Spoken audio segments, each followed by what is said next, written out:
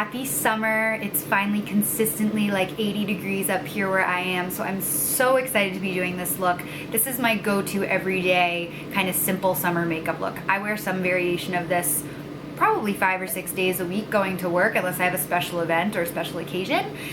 It's quick to do, it's no foundation, no false lashes, but it looks put together. Really warm, bronzy, glowing, that's kind of what we're going for, but not feeling like you have a ton of product on your face when you go out to brave the heat and the humidity. So I hope you enjoy. There's a few new products that I'll be talking about in the video as well that I'm super excited about, a couple that I'm addicted to, so check those out. And yeah, thank you for watching. Please like, subscribe, give me comments of what else you'd like to see, and I'll talk to you all soon. Happy summer. Bye. So the first thing I've been doing every single day is using this Ren Flash Defense Anti-Pollution Mist on my face. It's not really a primer, but I love the protection it gives each day. And then I'm just going to prime my lips with Clinique All About Lips. This is like smoothing lotion specifically for the skin on your lips, and I use this every day as well. And then just put a little lip balm on to sit while I do the rest of my makeup.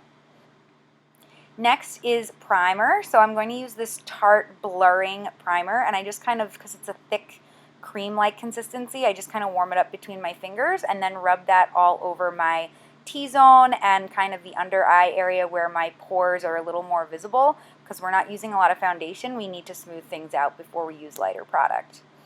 This product I'm obsessed with, the Becca Bronzing Skin Perfector. I use it as a primer. Sometimes I mix it in with foundation. You can see it's super bronzy, but this stuff is blurring. It's really amazing. And I'm gonna put it on. You're gonna be like, oh my God, it's like mud on your face, but watch it blend out. It really ends up being incredibly flawless. It just gives you this bronze glow. It actually helps my skin match the rest of my body because my face tends to be paler and more red than the rest of my skin, especially when I have a tan. So this just evens everything out and is kind of taking the place of using a foundation today since we're doing a lighter look. And then I'm going to go in and brighten underneath my eyes using the Becca Under Eye Brightening Color Corrector, I think it is. It's like a pale pink. I use this product all the time, especially when I'm not doing a full-on color correction. So I'm just going to put that underneath the eyes and work it through with my fingertip. It's okay if it comes in on the inner kind of edge of the bridge of your nose. That's actually a good thing. It'll help with slimming the nose when we do a little light contouring later. And it doesn't completely cover dark circles, but we are still going to conceal, so I'm not worried about that.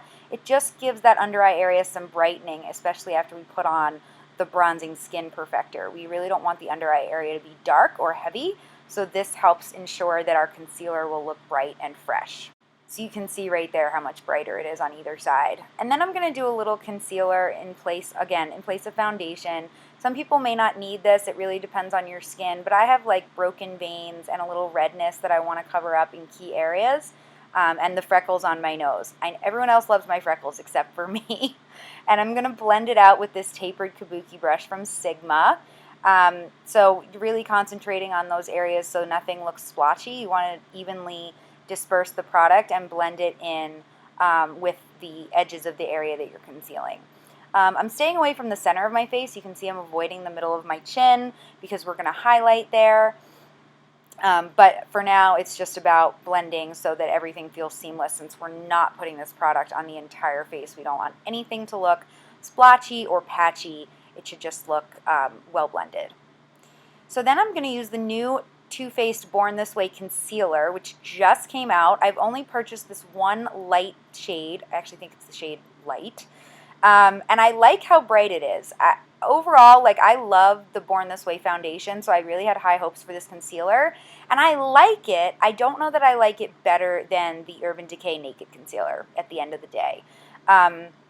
I do like that it has sort of a lighter gel-like consistency, which is kind of nice for summer. But because of that, I don't think it's quite as full coverage as something like the Urban Decay Naked. I would equate this consistency with the Makeup Forever Ultra HD Concealer that I've also used in a few videos in terms of like its consistency and how it blends out. So again, this probably would have blended a little bit more easily if I had used a damp beauty blender, but because this is an everyday routine and I'm kind of using the products that I have right there on my vanity without having to go wet a beauty blender to blend things out, I'm just using my tapered kabuki brush. But if I had used a beauty blender, I think that this product from Too Faced would blend a little bit more easily, similar to that Makeup Forever concealer. So as you can see, I'm just bringing it down to the apples of the cheeks and up toward the temples, really brightening this entire area and even onto the inner edge below the bridge of the nose. Going back and forth with the brush will help prevent creasing, and we're going to set all of this as well with powder, especially because it's summer, so nothing melts off. But for now, just blending. And then I had a couple little blemishes that I wanted to give a little extra coverage to. So I'm using the CoverFX Perfect Pencil. I'm not sure which shade it is, but I'll link it down below. And then I'm just blending that out with everything else so that we don't have any little concealer marks all over the face. This last step is unnecessary. I've just been using this product a lot. It's the Smashbox Photo Finish Lid Primer. I like that it gives a really flawless finish on the lids, and it's almost a little bit pink toned as opposed to being more warm, which I don't mind on the lid. And I do find that this really doesn't crease, this product. So, I mean, sometimes I use concealer, but I happen to have this here and I've been using it lately, so that's what we're going for today. And then we're going to set the under eye area with the Marc Jacobs Instamark Light Filtering Palette. I use this in every single video. And the Sephora Pro Airbrush brush is what I've been using lately because it's a really good shape and size for the under eye area. And I just coat the brush in the powder and then press it into the skin. You're not really dragging. It's like press, and back and forth because you want it to absorb into all that concealer we just placed and just lock it in. So the more product you apply, the closer it is to baking. I tend to just set, not bake, but that's kind of the difference between just setting and baking is the amount of powder and how long you let it sit there and absorb into the liquid or cream product. So I also set my lids. I set the forehead area where we put some of the highlighting concealer, the chin as well. Basically anywhere where I put concealer or the lid primer, I'm going to set with this sort of yellow tinted powder. This is the Giorgio Armani Luminous Silk powder in the shade 5.5, and I know I've already hit pan. That's how much I'm in love with this product. And this is the new Morphe, the new Elite collection. They sent me the E1 brush from the new Elite line, and it's beautiful. And I just coat that big, fat, soft brush with the Giorgio Armani powder and then just press it all into the skin, avoiding the areas where we highlighted, because this shade very much matches my tan skin. So I'm kind of using it to set the darker concealer. I'm putting it down my neck so that everything blends out seamlessly. It's just such a flawless finish and such a beautiful product that when I use that bronzing skin perfector and this and a little concealer, I literally do not miss foundation. So like I said, this has been my go-to look, and I feel really confident wearing this every day without, worrying that my foundation doesn't have full coverage.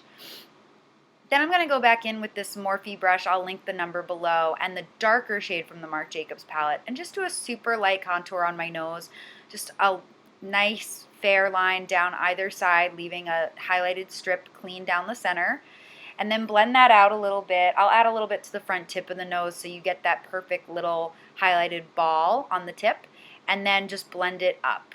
You don't want to pull it too far down toward your face, and you want to keep the center strip of the nose highlighted. So it's just about having the right brush and the patience to take small strokes so that the contour stays clean and yet blends out.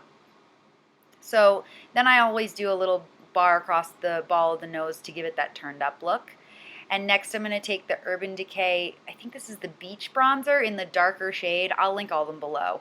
And in a small angled Morphe brush, and very gently just kind of do kind of a hybrid between a contour and a bronze, because we're not being very precise with it and it's not super sharp or structured, but we do want to carve out our cheekbones a little bit and just give some more dimension to the face.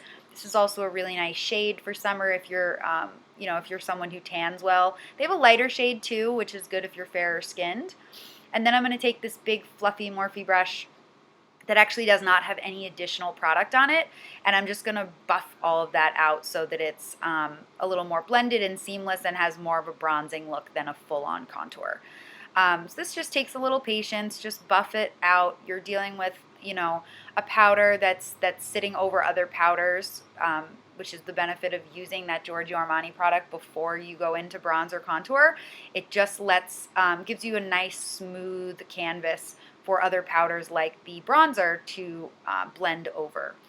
So we're going to do the same thing to the hairline, taking that smaller angled brush and just putting it around the very edge of the face. Don't let it come toward the center, because that will kill that nice highlight we put in the center of the forehead. And again, with the fluffy brush, just blending it out. Same steps for the edge of the chin and along the edge of the jawline. You know, you can take this as far or as light as you want. On mornings when I don't really have time, I might not do all of these areas of the face. I might just do a little under the cheekbones and run out the door. So it depends how much time you have and sort of your personal aesthetic.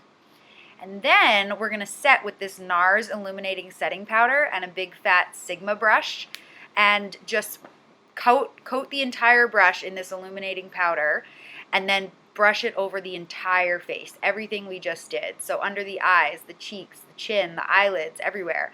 This will not only help give you a nice, very subtle glow all over the entire face, it'll help combine and blend out all the products you just applied, and it'll give you staying power throughout the day, especially in the heat. I recently discovered this product. I'd used it in my contour and highlight video, and it's amazing. Oh my God, so the Jacqueline Hill Champagne Glow Palette from Becca, it is officially sold out on Sephora.com, but you can find it in stores. It's so beautiful. You can tell by my face, I'm obsessed. So we're gonna go in with this blush over here. This is Pamplemousse, and it's a bright corally pink. And with an angled Morphe blush brush, I'm just gonna put that on the apples of the cheeks and bring it back up toward the temples. I'm trying to stay above where we did the bronzing and contouring, but not go so far into our under eye area that we lose our highlight. So it's kind of that fine balance. And then I'm just going back in with that setting brush and just blending it out. And now to highlight, we're going to use Prosecco Pop, which is that more golden highlight shade in the palette, and a tapered highlight brush from Sigma, and put that on the apples of the cheeks and then up around the temples above the brow bone. I love this color Prosecco Pop. I've actually been using it more than the more pinky Champagne Pop, because with summer and having tan skin, that perfect gold highlight is just money. I'm totally in love with it. A little bit on the tip of the brush to go down the nose. Make sure you hit the tip of the nose. That's the most important part to highlight. A little in the forehead, a little on the Cupid's bow, and then tapping off on the center of the chin as well. So to do my brows, I'm going to use the Hourglass Arch Definer. It's in the shade Blonde. This is a little bit more than I typically show of me doing my brows, but I've had some people ask if I could show it in more detail as opposed to just kind of running right through it. So I'll try to describe how I fill in my brows. They're fairly sparse, as you can see, and they don't really have a great arch naturally, so I have to create one. So I start with the front, and then I just bring back a nice arched line using little strokes all the way back to the tail. And then I go back to the front of the brow and using strokes straight up and down, and then slightly on an angle, I create the front of the brow to be more full and defined, and have the right thickness so that it'll taper for the rest of the brow up to the arch. This is the point where I turn the definer sideways and make strokes the long way as opposed to up and down. And then I hit the high point of the brow, create a curve at the top, and then bring the line back down to the tail. On one brow, I have to fill in the center a little bit more than on the other side. And I will show the other brow in this video. I'm just going to fast forward through it, but you'll see all the steps. My face is not symmetrical, so my two brow bones don't allow the hairs to grow quite the same way. So I have to do each brow a little bit differently. And then brushing everything out with a spoolie is really important so that your product, whether you're using cream, whether you're using powder, whether you're using a pencil, it's really important to brush it out with a spoolie so it blends with your hair and you don't have any patchy areas where the color is too dark. And then I'm going to set it with the Anastasia Brow Gel, which is really, really great. It's super strong. So there's lots of products out there. If you want one that truly stays, I recommend Anastasia's. And then to do the other brow, I'm just going to kind of fast forward through it, but it's the same steps. I start at the front of the brow underneath, draw a line, and have it go up to the high point of the arch and down to the tail, and then back to the front of the brow, drawing vertical little hairlines until the front of the brow is thick, and then I go across the top, create the top of the arch, and then bring that back down to the tail to meet the other point. A lot of this is just geometry. If you were good with geometry in school, you should be probably on your game with your brows, because it's just the concept of angles and connecting lines to create a desirable shape. So then again, just setting, and now I'm going to go in and conceal and clean them up a little bit using a tiny little angled brush and the Born This Way concealer. I recommend using a lighter concealer rather than a darker one, because we want the brow bone to be lifted and highlighted. So I'm just taking that little brush and using tiny little strokes, cleaning up the lines, making sure that every point in the brow is as thick or thin as I want. If you make an area a little bit too thick, don't worry about it. You can just go in with concealer and kind of sweep along where you want it to be and cover up anything that wasn't where it should be. Same thing on the other side, just going to go through it a little bit quicker, going through the underneath side of the brow line and cleaning up any edges or thinning out anywhere where I may have gotten a little pencil happy. Completed brows. And then to highlight the brow bone, going back in with Prosecco Pop and a pencil brush and just dabbing a little bit of that on the highest point of the brow right under the line that we created, just to give a little lift and highlight, and touching on the inner corners of the eyes. This is optional. I did it today. I don't necessarily do it every day. And finally, lashes. So guys, I've converted. This is the Tarte Lash Paint from Tarte. You can see it has one of those synthetic rubber brushes, which is one of the only reasons I was even willing to try it. And I'm obsessed. I've officially moved on from my Covergirl Lashblast. I have to say, this is similar in how it applies, and it's just as black, and I love the spoolie brush, but this stuff builds on itself unlike anything I've ever seen. Like, I spend more time applying the mascara using this one, but that's because every time you add a little bit more, it's like it sticks to itself and creates additional fibers on your lashes that makes them look so long and so thick. It's why I don't mind not wearing falsies in every look anymore, because this mascara is just incredible. I still use the CoverGirl whenever I'm doing false lashes, though, because this stuff is so thick and so intense that I actually prefer something a little lighter when I wear falsies. So you can see right there, like, that's just one coat, and it's just amazing. Like, I'm totally obsessed. When I do my bottom lashes, I do turn the spoolie vertically and just kind of use short little strokes to coat each little baby lash. I think it's just easier, and you have less mess underneath on your bottom lid from the spoolie touching your skin. Like, look, that is one coat. I do go back in and do a second coat every single time, because once it dries a little and gets a little tackier, putting on another fresh coat of wet mascara just makes it that much thicker. So giving it a second to dry while you do your bottom lashes and then going back in and doing the top again is just, that's how I've always done it. And then if you get any on your skin, don't worry about it. Use a cotton Q-tip. Being a Q-tip is important. I don't know why. It's just what works. And it just flakes off anything you got on your skin. So now for the lips, we're going to use a Buxom, I think this is a lip cream? I never remember if it's the lip cream or the lip gloss, because they all look the same. This is the shade Leslie, and it's just a nice peachy gold flecked gloss. Perfect for summer. And then to set everything, we're going to use the Tarte Rainforest of the Sea Marine Boosting Mist and just spray that all over the face, get a nice coating, even on the neck since we put the powder there. And that completes this everyday light makeup look. I hope you enjoyed. Please like and subscribe, and I'll talk to you guys soon.